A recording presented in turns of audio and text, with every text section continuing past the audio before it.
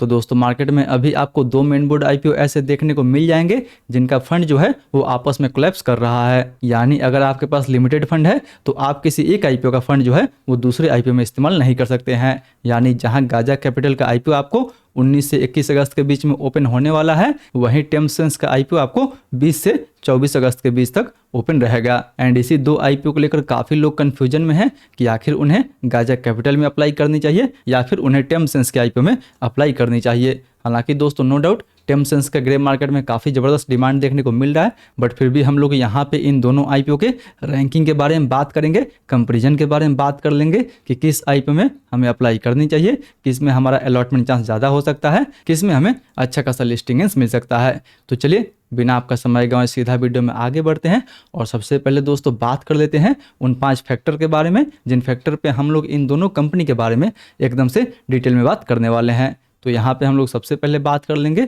इन सभी कंपनी के बिजनेस के बारे में, यानी ये दोनों कंपनी काम क्या करती है, इन सब का मेन रेवेन्यू सोर्स क्या है। उसके बाद हम लोग बात कर लेंगे फंडामेंटल के बारे में, वैल्यूएशन के बारे में, इनके लेटेस्ट ग्रे मार्केट डिमांड के बारे में एंड सबसे लास्ट में दोस्तों इनके अलॉटमेंट चांस के बारे में, क्योंकि हमें उसी आईपीओ में अप्लाई करनी चाहिए जिसमें हमें अच्छा खासा लिस्टिंग के साथ साथ हमारा जो अलॉटमेंट चांस भी हो वो भी दोस्तों बेटर देखने को मिले। तो चलिए बिना आपका समय गंवाए सीधा वीडियो में आगे बढ़ते हैं और सबसे पहले दोस्तों बात कर लेते हैं इन दोनों कंपनी के बिजनेस के बारे में। सो अगर बिजनेस के बारे में बात कर ले तो गाजा कैपिटल दोस्तों एक एएमसी कंपनी है, यानी ये आपके एसेट को मैनेज करने का काम करती है। जबकि अगर बात कर ले टेमसेंस के बारे में तो ये कंपनी टेम्परेचर सेंसिंग सॉल्यूशंस बनाने का काम करती है, यानी बड़े बड़े इंडस्ट्री में, बड़े बड़े फैक्ट्री में टेम्परेचर को मापने के लिए या फिर दोस्तों टेम्परेचर कम करने के लिए या फिर ज़्यादा करने वाली ये कंपनी मशीन बनाती है। यानी ये जो कंपनी है वो बिल्कुल दोस्तों यूनिक सेक्टर से बिलोंग करती है जिसका मार्केट में भी काफ़ी अच्छा सा मार्केट शेयर है।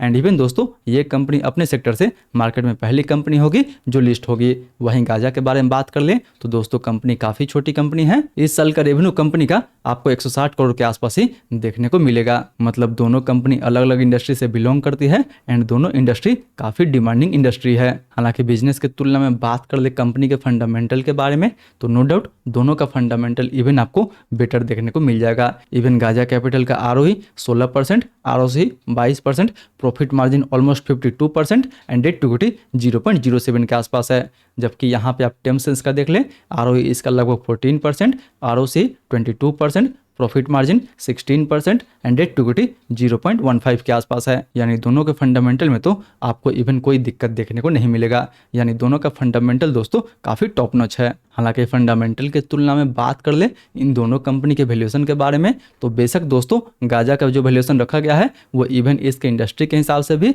एंड इवन इसके पीर के हिसाब से भी आपको ज़्यादा देखने को मिलेगा। जी हाँ, ये कंपनी लगभग अपना आईपीओ लगभग 28 के पी पे लेके आ रही है, बट दोस्तों मार्केट में ऑलरेडी काफ़ी रेपुटेड कंपनी एंड काफ़ी बड़ी बड़ी कंपनी लिस्टेड है, जैसे एचडीएफसी एएमसी हो गया, निप्पॉन लाइफ एएमसी हो गया, आदित्य बिरला एएमसी हो गया या फिर दोस्तों 361 हो गया। उन सभी का पी रेशियो लगभग आपको 30 से 32 के आसपास देखने को मिलेगा, जबकि उन सभी का अर्निंग पर शेयर इवन दोस्तों आपको 30 से ज़्यादा ही देखने को मिलेगा।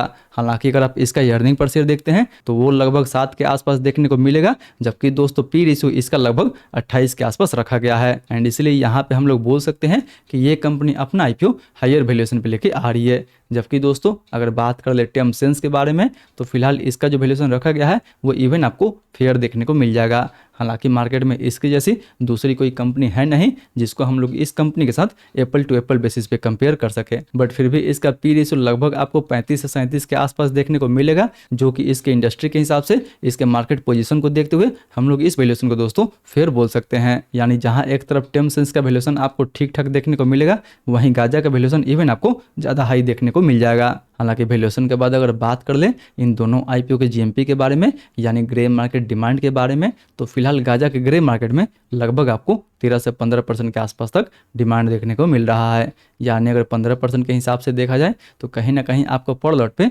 2200 रुपये के आसपास तक प्रॉफिट देखने को मिल सकता है। जबकि अगर आप दोस्तों टेमसेंस के बारे में बात कर लें तो फिलहाल वैसे तो इसके ग्रे मार्केट में लगभग आपको 75% यानी 75% के आसपास तक डिमांड देखने को मिल रहा है। यानी अगर आपको इस आईपीओ का अलॉटमेंट मिल जाता है तो इस आईपीओ में आपको इजीली मोर देन 11,000 यानी 11,000 के आसपास तक या फिर उससे ऊपर ही प्रॉफिट देखने को मिल सकता है। है। हालांकि जब मैं इसके कल रिव्यू वाला वीडियो बनाया था उस समय इसके ग्रे मार्केट में लगभग 60% के आसपास तक डिमांड चल रहा था। बट दोस्तों मैं उस वीडियो में ये भी बताया था कि मे भी इस आईपीओ में आपका पैसा भी ऑलमोस्ट डबल हो सकता है। एंड ठीक आप यहाँ पे देख ही सकते हैं कि इसके ग्रे मार्केट में लगातार हमें ग्रोथ देखने को मिल रहा है। यानी एक तरफ जहाँ टेमसेंस के आईपीओ में हमारा पैसा ऑलमोस्ट डबल हो सकता है, वहीं दोस्तों गाजा में लगभग हमें 2000 के आसपास तक प्रॉफिट देखने को मिल सकता है।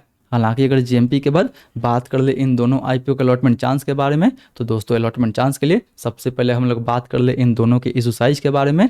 तो फिलहाल गाजा का जो इशू साइज रखा गया है वो 550 करोड़ के आसपास रहने वाला है। एंड इसमें भी रिटेल के लिए 35% के आसपास कोटा दिया गया है, जबकि दोस्तों एचएनआई के लिए 15% के आसपास ही कोटा दिया गया है। यानी अगर आप रिटेल कोटा में अप्लाई करते हैं तो रिटेल कोटा के लिए इस आईपीओ में लगभग 192 यानी 192 करोड़ का जो फंड है वही एलोकेट किया गया है। हालांकि अगर बात कर ले टेमसेंस के बारे में तो फिलहाल इसका जो टोटल साइज रखा गया है वो 650 करोड़ के आसपास रखा गया है। एंड इसमें भी रिटेल के लिए 35% के आसपास ही कोटा दिया गया है। यानी 35% के हिसाब से देखा जाए तो कहीं ना कहीं आपको 227 यानी 227 करोड़ का जो फंड है वही रिजर्व रखा गया है इवन रिटेल के लिए।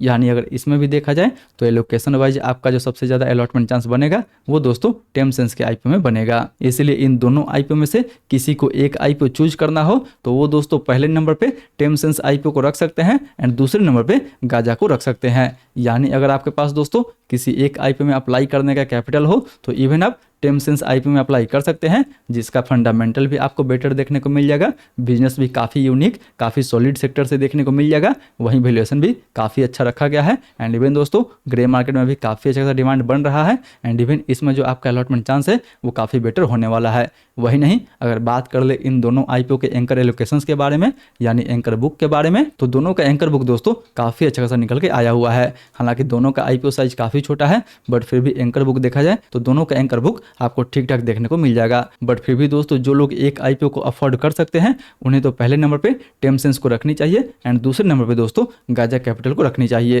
हालांकि जो दोनों आईपीओ में अप्लाई कर सकते हैं वो चाहें तो दोनों आईपीओ में भी अप्लाई कर सकते हैं। मे भी गाजा कैपिटल में भी थोड़ा बहुत तो लिस्टिंग इवेंट देखने को मिल ही सकता है। यानी अभी 15% के आसपास तक डिमांड चल रहा है। उम्मीद है दोस्तों कि इसका लिस्टिंग इवेंट आपको 10% या फिर 10% के ऊपर ही देखने को मिल सकता है। हालांकि दोनों आईपीओ में अलॉटमेंट का चांस काफ़ी कम होगा, इसलिए मैं सिर्फ केवल टेमसेंस के आईपीओ में अप्लाई करने वाला हूं।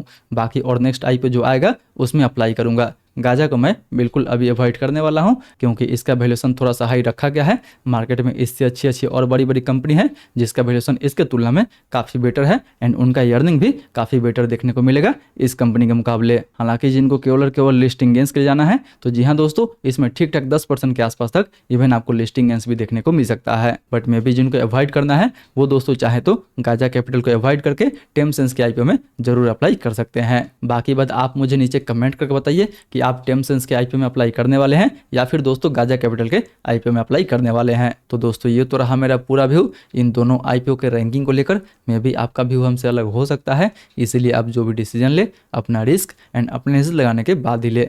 आई होप दोस्तों वीडियो आपको काफ़ी इन्फॉर्मेटिव लगा होगा। अगर वीडियो अच्छा लगे तो वीडियो को लाइक करें एंड अपने दोस्तों के साथ भी जरूर शेयर करें। एंड हाँ स्टिल इन दोनों आईपीओ को लेकर कोई भी डाउट है आपके मन में तो आप हमसे नीचे कमेंट करके पूछ सकते हैं। फिर मिलते हैं दोस्तों अगले वीडियो में। तब तक आप इन आईपीओ का फुल रिव्यू नहीं देखे हैं तो ऊपर वाले इस वीडियो को टैप करके इवन आप टेमसेंस आईपीओ का फुल रिव्यू देख सकते हैं जिसमें आपका पैसा ऑलमोस्ट डबल हो सकता है।